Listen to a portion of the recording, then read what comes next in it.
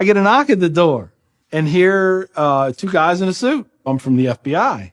The first thing I have to say is, what took you guys so long? I told them the truth. I was going to make my own IED, and I was going to set across the Islamic Center over in a bank's parking lot, and I was going to dial it in and just watch the show. Growing up, I saw a movie, and it was Rambo. Rambo was tough, respected. He had intestinal fortitude. I said, that's what I want to do. I went off and joined the Marine Corps. I wanted the action.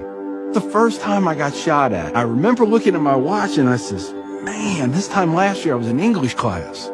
I fought several times in the Middle East, Desert Shield, Desert Storm, South America, Philippines, Somalia.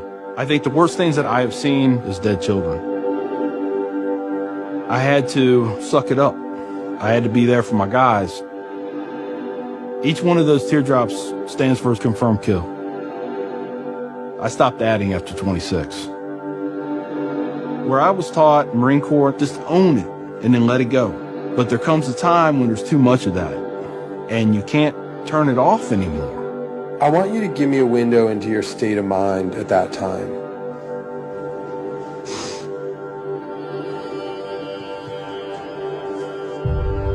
One time, my wife and I went to a DSW, and I saw in the distance these two women in black burqas in my store. I cried as I prayed for enough strength to go over there and break both their necks. I was just angry. I was just full of hate, and it just fed off itself. At that point, I was drinking a half-gallon of vodka every 2 days. I had devised a plan, create my own IED, homemade bomb, and I was going to set it off right outside the Muncie Islamic Center. 200 plus killed or injured. That was the plan. I saw an opportunity to do one last thing for my country. This was my rationale. I knew I would end up in a federal prison with a needle in my arm. I didn't care. My hatred of Islam. It was the only thing that was keeping me alive.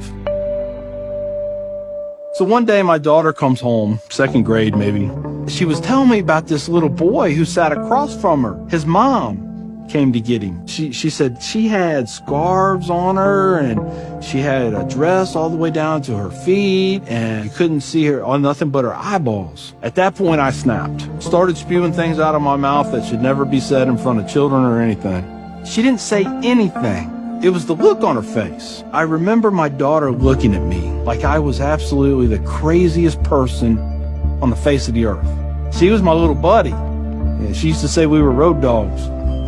I know I saw it in her eyes. I made her question that love. And that's when a light bulb came on. I decided to give the people of this community one more chance. So I went to the Islamic Center, see a gentleman in the shoe room taking off his shoes. He looks at me and he smiles. He said, can I help you? And I said, yeah, I want you to teach me about Islam. So he went and he gave me a Quran. Read this. Come back when you have questions. So I did. And I would see things in the book. I'd be like, there it is. I got them right there. Explain that to me. And they would. This was a kind of awakening. Long story short, 8 weeks after that first day I stepped into the Islamic Center, I became a Muslim.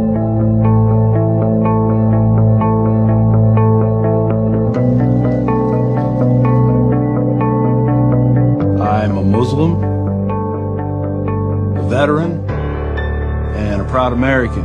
I had learned that I was completely wrong about everything that I felt. You know, Judaism had a message, Christianity had a message, Islam had a message. Funny thing is, though, it was the same message. It was about peace, and it was about love. Please join me in welcoming Mr. McKinney. My big thing is now to stop the hate. Nothing good has ever come out of hatred. I've done too many things. I've hurt a lot of people. I have to live with that. But if I can stop somebody else on the path of non-forgiveness, I won.